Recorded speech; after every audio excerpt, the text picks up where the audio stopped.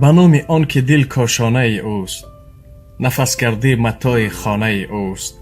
السلام علیکم دوستان عزیز و ارجمندم.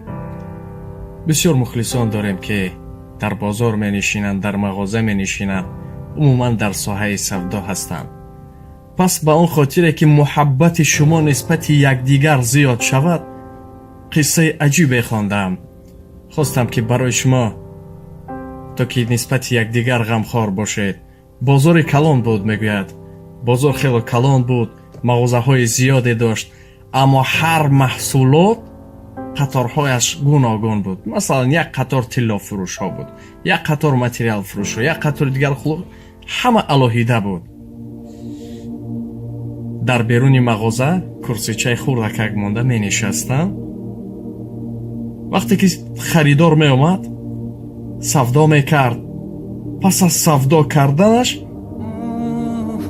درش رو محکم می کرد، درش رو می پوشید، اما تیریزچه خردک داشتن، فرتاشکه می گن، اما تیریزچه خردکش کشاده بود. وقتی که دیگر خریدار می اومد می گفت که فلان چیز را بر من بیده، می گفت 1 دقیقه. سرش رو از فرتوشکه بیرون میکرد، نگاه میکرد که ببینم یگان کس نشسته هست. اگر که بیند کسی نشسته است، میگوید که ها همون نفر رو دیده ای؟